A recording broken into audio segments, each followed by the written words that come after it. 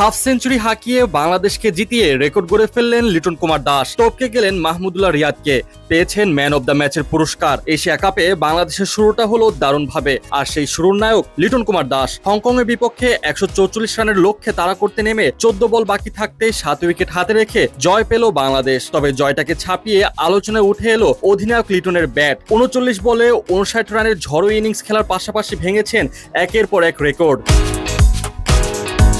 আবুধাবিতে বৃহস্পতিবার ম্যাচের শুরুটা খুব সুবিধাজনক ছিল না বাংলাদেশের।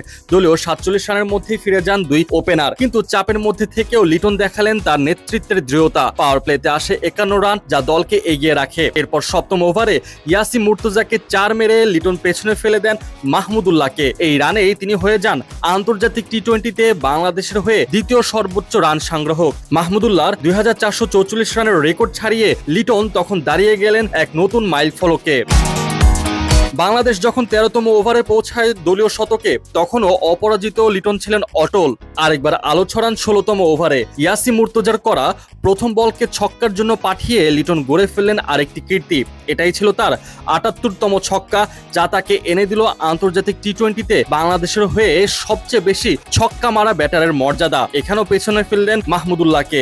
এর পরের বলেই 4 মেরে স্পর্শ করেন 50, যা ছিল তার ক্যারিয়ারের 15তম অর্ধশতক।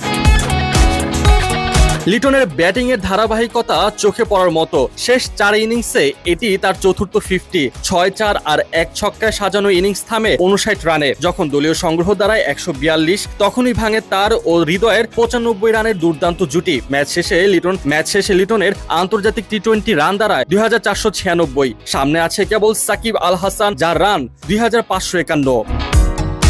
বাংলাদেশের জন্য এই জয় যেমন স্বস্তির, তেমনি লিটনের ব্যাটিং পারফরমেন্স যেন আত্মবিশ্বাস বাড়ানোর প্রমাণ। দল যখন নতুন সূচনায় মাঠে নামে, তখন এমন এক অধিনায়কের দরকার ছিল যিনি রেকর্ড গড়ার পাশাপাশি দলকেও পথ দেখাতে পারেন। লিটন সেই ভূমিকা পালন করেছিলেন নিখুঁতভাবে, আর তার ব্যাটে লেখা হলো এশিয়া কাপে বাংলাদেশের প্রথম ম্যাচের রঙিন গল্প।